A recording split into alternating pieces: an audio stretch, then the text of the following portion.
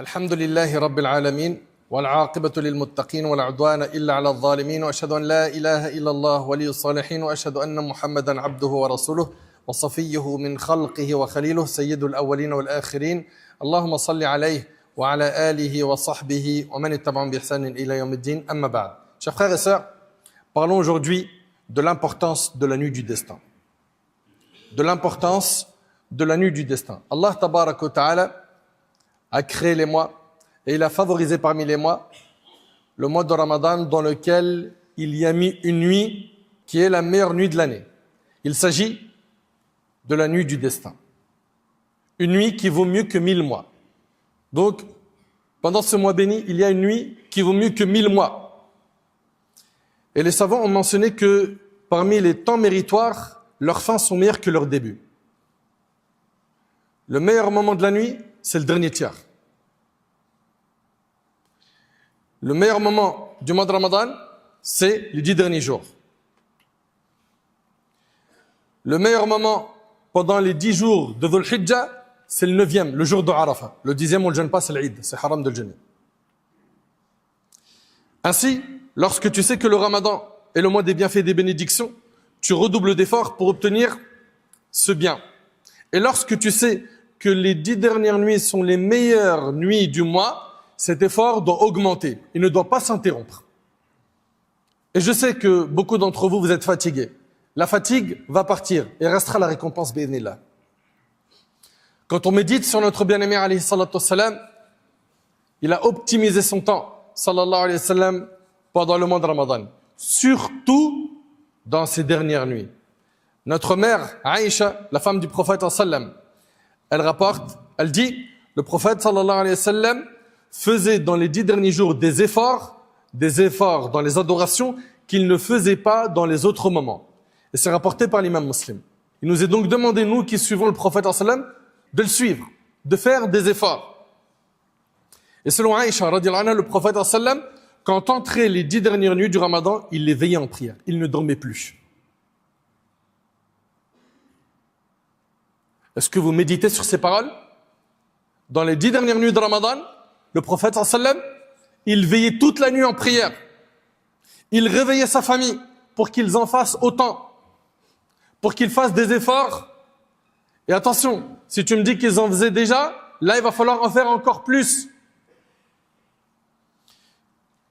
Et il redoublait de ferveur, il faisait plus d'efforts pendant cette dernière décade que pendant le début du mois de Ramadan. Et le hadith, il est rapporté par l'imam al-Bukhari et Muslim. L'intensité de ses efforts, alayhi salatu wassalam, durant les 10 dernières nuits, atteignait un tel degré qu'il restait constamment à la mosquée et il faisait même quoi? Al-i'tikaf, la retraite spirituelle. Il ne sortait plus de la mosquée. Il restait dans la mosquée pour adorer Allah subhanahu wa ta'ala. Le prophète sallam faisait donc énormément d'efforts pendant les dernières nuits de Ramadan. On rapporte de Aïcha que le prophète sallam faisait sa retraite spirituelle, donc l'i'tikaf, pendant les 10 derniers jours du Ramadan, et ce jusqu'à sa mort. Ses épouses continuèrent à le faire, et c'est rapporté par Bukhari et Muslim.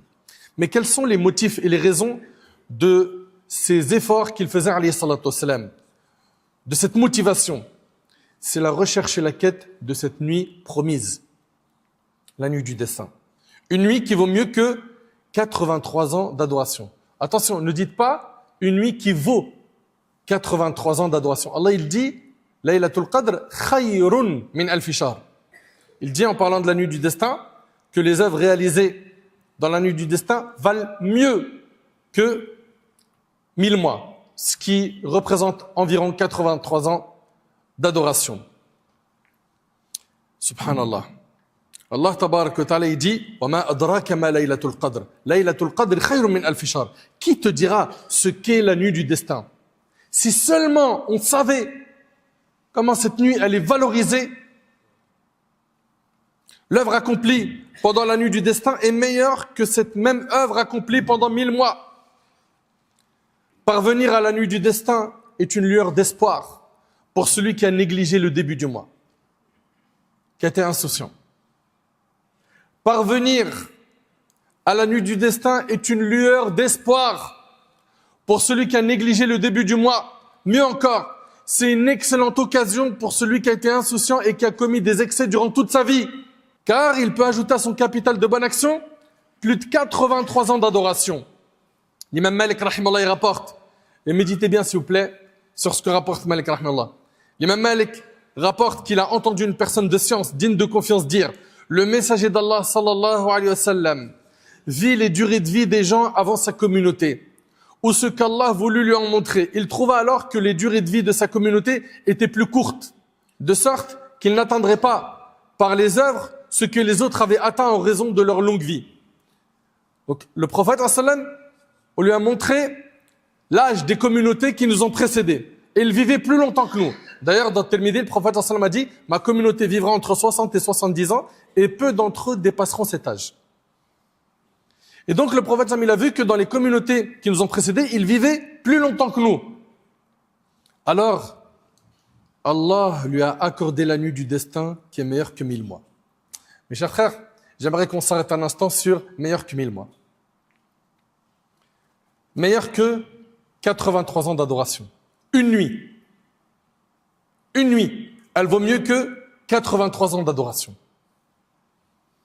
C'est-à-dire que si toi, dans ta vie, tu as jeûné pendant 10 ramadans et que tu as cartonné dans ces 10 ramadans-là, et qu'Allah t'accorde la récompense de la nuit du destin de ces 10 ans, ça fait un capital de plus de 800 ans d'adoration. Pour quelqu'un qui aura jeûné et fait des efforts pendant 10 ramadans. Imagine celui qui a vécu 50 ans. Ça veut dire quoi? Ça veut dire que le jour du jugement, il y a des gens, ils vont se rajouter à leur capital de bonne action, lui qui aura vécu 50 ans ou 60 ans, 3000 ans d'adoration. L'autre, 4000 ans d'adoration. La raison, c'est parce qu'ils ont retroussé leurs manches dans les 10 derniers jours. Ils ont mis le paquet, lecture du Coran, zikr, salat, tarawih, tahajjud. T'es fatigué, la fatigue va partir. Bi'idhnillah, les récompenses resteront. Est-ce que tu réalises l'occasion qui se présente à nous? Une nuit, elle vaut mieux que combien? Que 1000 mois. Plus de 83 ans d'adoration. Saisis cette opportunité et ajoute à ton capital d'adoration la récompense de cette nuit-là, en faisant beaucoup d'efforts, en étant sincère, en optimisant ton temps, en mettant une croix sur les écrans, sur l'insouciance, sur la mauvaise fréquentation. Ça se trouve, c'est ton dernier Ramadan. Cette nuit possède de nombreuses vertus et caractéristiques. Allah y a fait descendre pendant cette nuit-là, la nuit du destin, le Coran en une seule fois, depuis Al-Lawh al-Mahfouz, la table gardée, vers le ciel de ce bas monde. Puis, le Coran a été révélé progressivement au prophète sallam selon les circonstances durant 23 ans. C'est dans cette nuit que le Coran a été révélé. Allah Ta'ala dit « Inna anzalnahu fi laylatil qadr » Nous avons fait descendre le Coran pendant la nuit éminente du destin. « Inna anzalnahu fi laylatin mubaraka » Allah Ta'ala nous dit « Nous l'avons fait certes descendre durant une nuit bénie. » Deuxièmement, Allah subhanahu wa ta'ala a révélé à son sujet une sourate entière, récitée jusqu'au jour du jugement, dans laquelle il mentionne sa noblesse et sa grandeur et ses caractéristiques. Troisièmement, Allah pardonne les péchés de ses serviteurs. Pendant cette nuit, le prophète sallallahu alayhi wa sallam a dit, dans le hadith d'Abi Huraira qui est rapporté par Bukhari et Muslim, quiconque veille la nuit du destin, quiconque veille la nuit du destin, poussé par sa foi et dans l'espoir de la récompense divine, ses péchés antérieurs lui seront pardonnés. Allahu Akbar. Mais ça demande quoi? Que tu sois à la mosquée. Que tu fasses des efforts. Le hadith il est rapporté par Bukhari Muslim. Aïcha radiyallahu anha, elle a dit, ô messager d'Allah, s'il m'arrivait de savoir quelle nuit est celle du destin, dis-moi ce que je devrais y dire. Il lui a dit, Qouli Allahumma innaka afu, tuhibbul af fa'fu anni. Wallah, tu es certes pardonneur et tu aimes le pardon, alors pardonne-moi. Alors attention, très rapidement, une petite nuance entre al-maghfira et al-af. Al-maghfira, c'est le fait que le péché, Allah ne t'en tient pas compte le jour du jugement, mais il est toujours inscrit dans ton livre. Alors que al-afu, c'est l'effacement complet de ton péché du livre. De ton livre que tu vas recevoir soit de la main droite, soit de la main gauche, qu'Allah nous accorde notre livre de la main droite. Donc là, ce qu'on demande, c'est qu'Allah subhanahu wa ta'ala efface complètement nos péchés. Oh Allah, tu es certes pardonneur et tu aimes le pardon, alors pardonne-moi. Allahumma innaka afu, tuhibbul af fa'fu anni. Ça, c'est ce qui sera recommandé de dire quand? La nuit du destin. Et le hadith est rapporté par Tirmidhi. Allah a décrit cette nuit par des qualificatifs qui indiquent la grandeur de son rang et de sa valeur. Il l'a décrite comme une nuit de noblesse, de valeur et d'immense importance. Elle est appelée Laylatul Qadr, la nuit de la valeur. C'est une des traductions qui a été donnée, et on a aussi la nuit du destin. Elle vaut mieux que 1000 mois d'adoration. Pendant cette nuit, les anges y descendent en raison de l'abondance de sa bénédiction. Tanazzalul malaikatu war-ruhu fiha bi'idhni rabbihim min kulli amr. Durant cette nuit, les anges et l'esprit, même l'ange Gabriel, ne cessent de descendre du ciel vers la terre sur ordre de leur Seigneur, porteurs de tout ce qu'Allah a décrété pour l'année à venir. Et dans le hadith, le prophète sallam a dit, les anges cette nuit-là sont sur terre plus nombreux que les cailloux. Et les anges font des invocations pour les serviteurs d'Allah. Elle a été décrite dans le Coran comme étant une nuit de paix. Salamun hiya hatta matla'il fajr. Cette nuit-là, elle est préservée de tout mal jusqu'à l'apparition de l'aube, nous dit Allah tabarak wa ta'ala. La nuit du destin, elle se trouve où? Elle se trouve dans les 10 dernières nuits du Ramadan, conformément à ce que notre bien-aimé alayhi salatu wassalam nous a enseigné.